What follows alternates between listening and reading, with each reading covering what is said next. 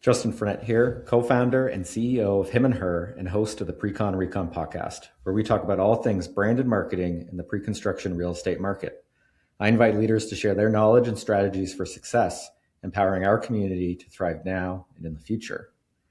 This episode is brought to you by Him and Her, a creative agency specializing in exceptional branding for real estate and high-end consumer goods brands. Over the past 10 years, we've helped shape and launch over $3 billion in pre-construction real estate projects, crafting and executing marketing strategies that deliver extraordinary results. From rentals to sales, from townhomes to master plan communities, we unlock the full value of every project through strategy, brand, and creative execution. If you're launching a pre-construction project and want to learn more, reach out to us at himandher.ca. My guest today is Brian DosRamos. Brian is a third-generation builder and president of Ever After Homes. Based in Burlington, this Ontario-based design-build firm specializes in custom homes, major additions, and full-scale renovations across Southern Ontario. From an early age, Brian was immersed in the building industry, developed a deep respect for craftsmanship, construction systems, and the responsibility that comes with building people's homes. Alongside his wife and business partner, Sita, Brian set his sights on building and development at just 18 years old. That long-term vision has guided the steady evolution of Ever After Homes from early real estate projects and spec builds to highly refined custom home practice. Today, Brian and Sita are intentionally laying the groundwork for future development projects with a focus on community orientation, environmentally responsible building, while continuing to do the custom work they are most passionate about. Brian is known for his transparent processes and client-focused leadership style.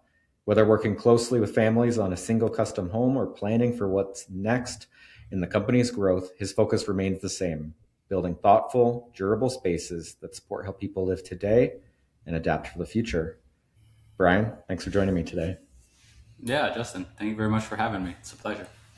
So before we dive in, I always ask my guests what it is they love about what they do. Yeah, it's good, a good groundbreaking first question for sure.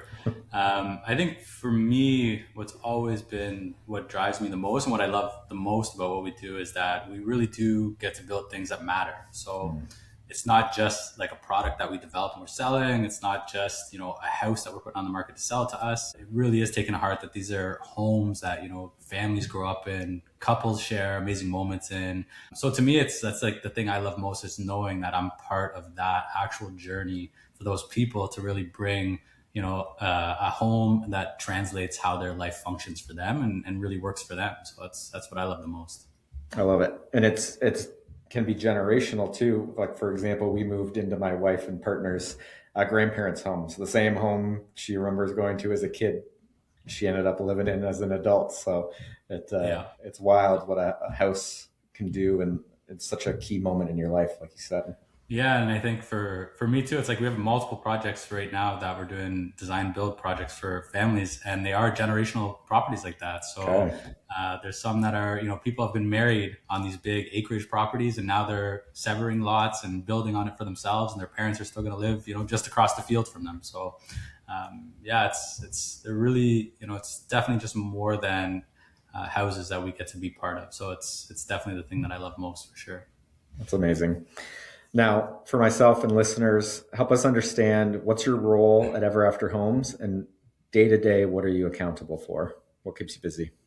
Yeah, so I'm in president and co-founder. So ultimately, I feel like my main role is that I'm just accountable for every outcome and experience that happens, from the top all the way down to not just our clients and the communities we work with, but for staff that works with us and the team that we have here, making sure that the outcome and the experience for all of them is really high level at all times and just meets the expectations there. But day to day, I'm still really involved in the actual business. So I like to be, that first point of contact with our clients. So I'm really involved from day one with, their initial vision. I sit in those design meetings with them. I work through the budgets with them. I really do start the relationship very closely with the clients.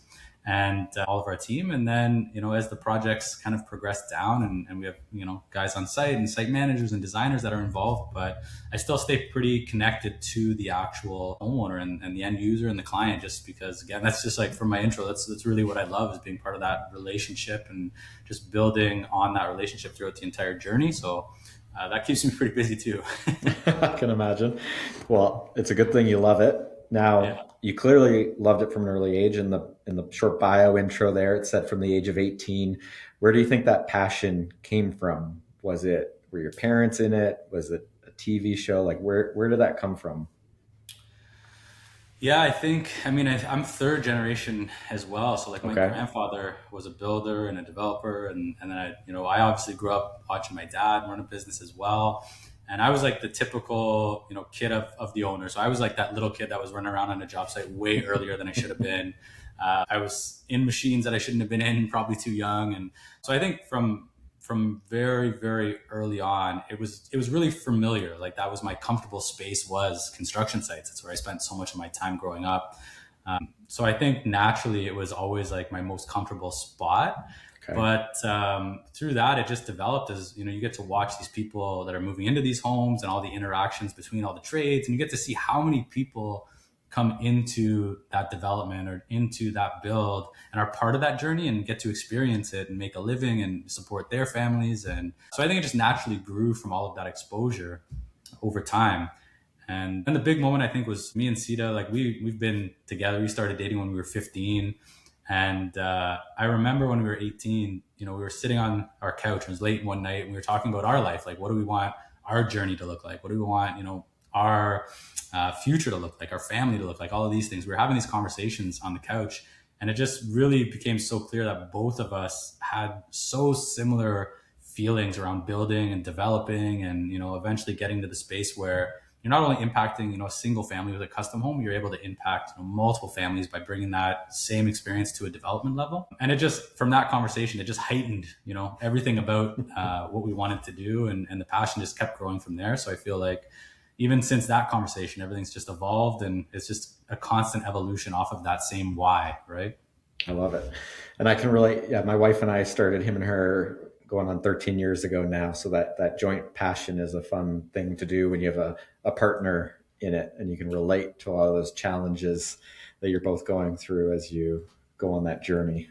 Yeah. Yeah. And I think, we always get asked like, oh, what's it like to work side by side, with your spouse? And I think for us, it's like one of the best, like, again, we've been together for so long now, like most of our life, we've been together at this point. Yeah. And so we're always together, we're living together, raising kids together, we're working together, we're doing all of our meetings together, we're doing vacations together. But I think we're just so lucky to have, a spouse and a partner that we can be that close with, that we can share everything with. Yeah. It's a really, it's an amazing space when it works. So I couldn't agree more. Now, what about mentors? Obviously, you grew up in the business, so I would assume some fatherly mentor figures. Is there anybody in particular that stands out as an early mentor on your path in real estate? Yeah, there's definitely a lot of, I think, different mentors throughout stages of that journey, right? As you grow and evolve even as a person, not even just a business or a business owner. When I was younger, there was definitely, that family mentorship of like growing up with, we had carpenters in the family, we had masons in the family, and we were owning the business. And so there's a lot of experienced trade mentors, and I grew up on the tools. So I was, up until mid-20s, I was in the sites hands dirty every day. And I grew up with that being a big part of my upbringing. So I had lots of mentors from that experience on family side for trades and experience wise. And then, when I was younger, played a high level soccer. So I had a lot of coaches that became mentors on just how to present yourself, how to, respect your community, respect your team, how to work together to an ultimate goal. And then as I evolved more, I had business mentors. So, we've always reached out and found high level performers and people that have kind of been through the same things that we want to go through. And we try and, bring as much value to them, but also take as much, value that we can get from their experience to help us along our way and our journey. So I definitely have multiple mentors all the way through my life at this point so far. Yeah. It's a true blessing. And even when you talk about sports, when when Aaron and I look at some of the best people we work with, it's either a sports background or a waitressing background. The customer service, the team mentality, the competitiveness you need in business, but you still got to get along and have fun with the people you're working with. So that's great. Yeah, it really is just like very transferable skills in life. Any level of sport that you can get into, or any level of customer service, or even sales that you can get into. It transfers so well into life in general, right? Now, what about, is there a leadership lesson you learned the hard way as you transition from being, using your hands on the ground to leading a company? What's a hard lesson you've learned? There's definitely been a few hard lessons for sure. I mean, I started, running and taking over all the operations of the company when I was 18, 19 years old. So I made a whole ton of mistakes at that point, when I was younger and thinking you know more than you do.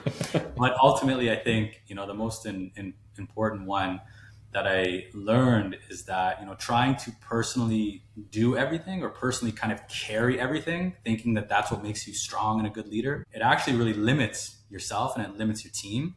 So for me, I think the real leadership lesson that I learned relatively early was that ability to build systems, setting standards, but really just empowering other people around you in your company and other people you interact with to really help yourself and your company grow just leaps and bounds beyond you and what you're capable of alone, right? Makes sense. Now, Ever After Homes, we talked about some, renovation, custom development. What's the focus? What markets do you operate in right now? Yeah, so we, as a custom builder, are focused, predominantly on custom homes. Even our additions and renovations that we do are typically pretty large scale. Like they're full homes where you're really remodeling the entire space plus adding to it. Okay. So I think on that side, we really are all about just transforming people's homes to really work for them. So it's really our main goal is to try and sit with them and figure out as early as possible we can be a part of that design process too, to really find out their wants, their needs, like what's important day to day to them and their families and who's interacting with them in the space. And then trying to curate that finished product, to really serve them and really work towards them. So that's definitely like on our custom home side where we focus. And I mean, most of that work is predominantly, Southern Ontario still at this point. We do have bigger visions and bigger dreams of as things grow and evolve to naturally continue that growth and evolution. So we can bring our level of, what we call concierge level of building, we can bring that to more and more people. So hopefully that will be spreading. So if we talk in a few years, it'll hopefully be not just Southern Ontario. Yep. And then at the same time, we are really starting this evolution into development. So that was always kind of the bigger kind of goal. Even when we were younger, we knew we wanted to get into development and we knew we wanted to take that experience of kind of custom building and the upbringing and how to interact, day to day, side by side with people. But being able to bring that kind of custom home mindset into, community oriented green developments and really starting to lean into that to help build communities that are a bit more thoughtful and a bit more human and long lasting, right? Okay. So that's coming down the line then, it sounds like. That's coming down the line. Yes, that's coming down the line. So we'll have to do a part 2 and then we can talk about some big development. I love it. That's coming down the line for us for sure. Okay. So on any project, what is success to Ever After Homes? What is a successful project other than, you ran a business that had proper profit and operations? Yeah. So I think, for us, it's really kind of the first level, I guess, of success is knowing and seeing that our clients really feel supported throughout that process and they're informed. So I really believe that, as a builder, it's our job to educate our clients and educate kind of the general public on why you need to build things a certain way and why it's important and why, minimum code is minimum. There's a word minimum in there for a reason. And, why and what is the building science behind what we can do to make your home perform so much better. Yep.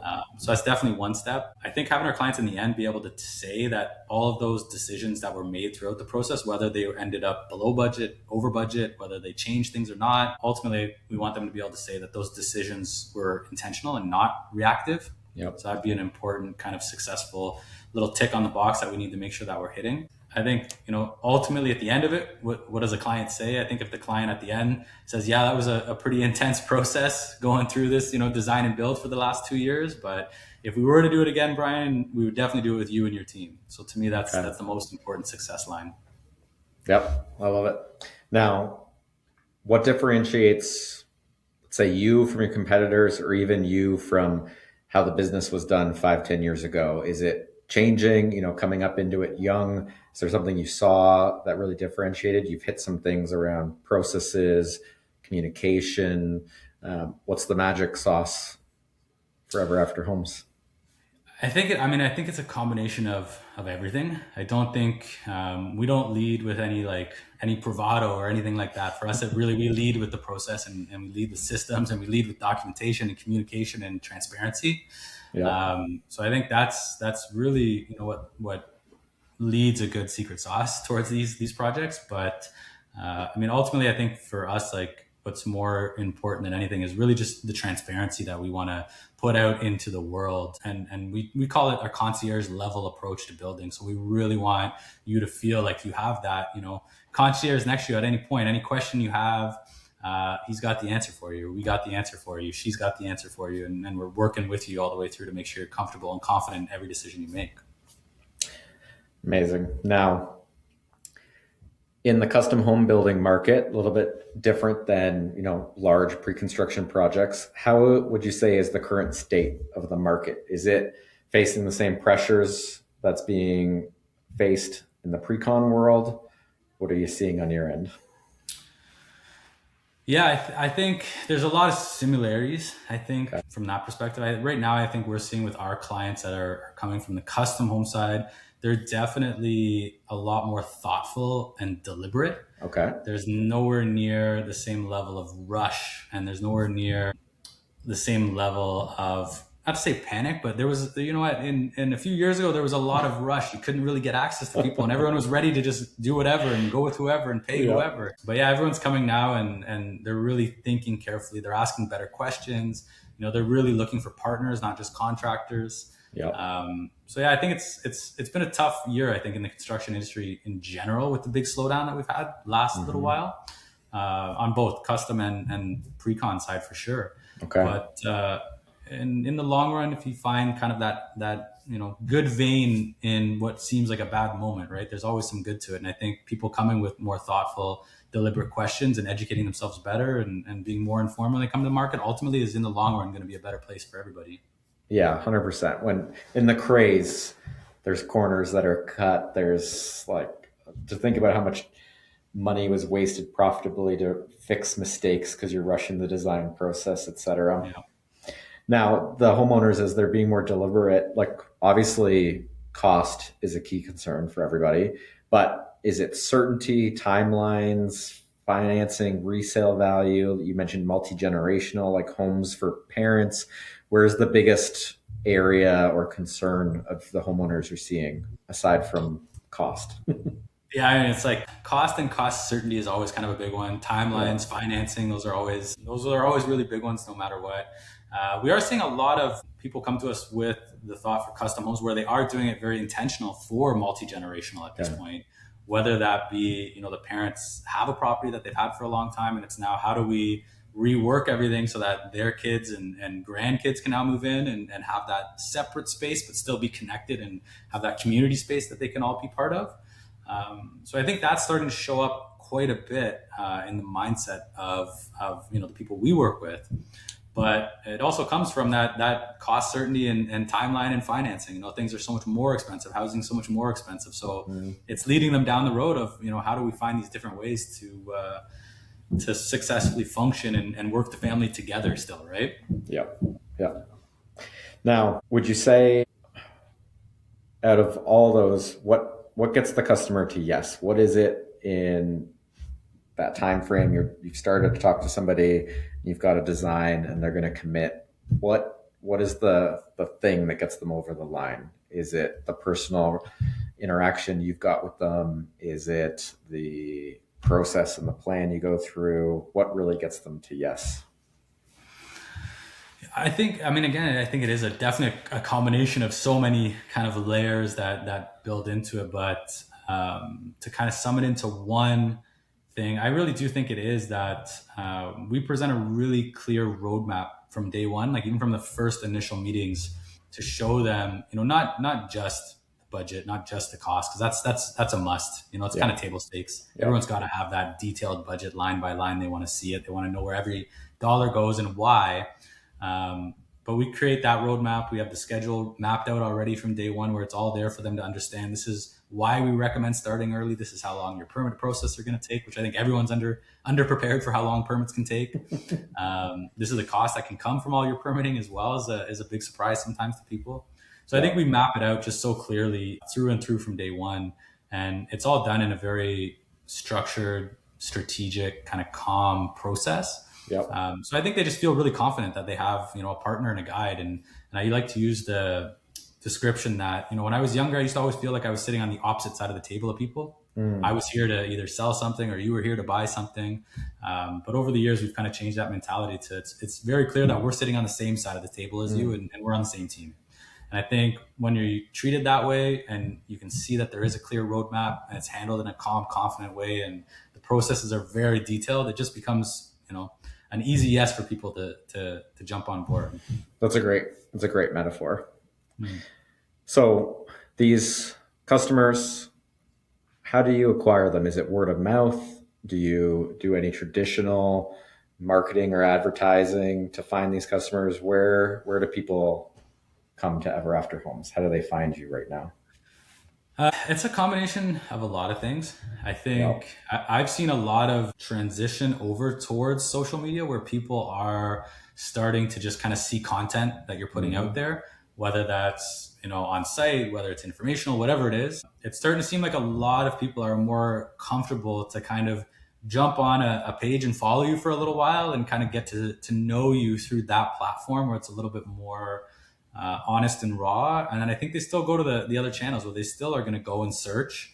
And they're going to, we do some advertising there as well. And we have some of our projects that are in magazines as well. So I think it just starts to build confidence through all of those different platforms. But I think the biggest shift is definitely on the social media side, where we're starting to see a lot more people come to us and follow us that way and then reach out. Makes sense. Okay, now custom homes, you're moving into development in the future. What would you say is something that larger developers in the pre-construction world could learn or take as advice or insights from you as a custom builder, and vice versa? Because you're at an interesting point where you're going into their world. What do you think each of you could learn from each other? Yeah, that's a really good question. I think there's definitely things that both kind of industries can lean on and help each other with.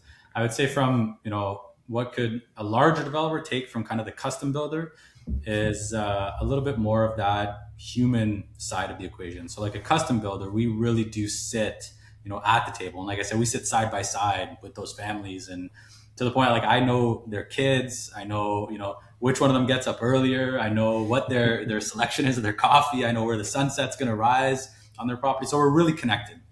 So I think that sensitivity to people and, taking that as those are the people that live there, and that influence how people want to live and interact and be with each other and with themselves should really influence, the bigger scheme of communities and how they're planned and how they're built. And then on the flip side, I think for us, the custom builders of what we could take, I think just that operational discipline, that forecasting, that standardization, the systems that are in place on the development side, it's, the opposite end of the spectrum, from the human to the robotic business, but they're both necessary to be successful. I think when you're in building communities and houses. So definitely, I think that's somewhere where custom builders could really lean into the large developers and really could learn how to, systemize our businesses and be a little bit better, a little bit more proficient and professional on that end. Okay. I love it. Now, we've talked about a lot of things around getting to yes, really, that's about building trust. How often over a 2-year project, or longer on a custom build, how often are you communicating with your customer? In the pre-con world, they maybe get a couple newsletters here or there, and then, hey, you're ready to move in and PDI your condo. Yeah. How does it work in the custom built? Weekly, monthly? every other Yeah, line? it's ours is really really different from that angle because we really lean heavy into transparency and relationship building. As kind of table stakes with all of our clients, we offer weekly meetings actually with our clients on site. Okay. That's not necessarily always going to be with me, obviously, but our site managers are there. We want to make sure that you're connected to your home throughout that journey. Okay. So we do have clients that we meet. Like I have, even in my calendar, I have a set Zoom call with one of our clients every Friday at 12 o'clock. We jump on a Zoom call for half an hour just to touch base, have some conversations around planning.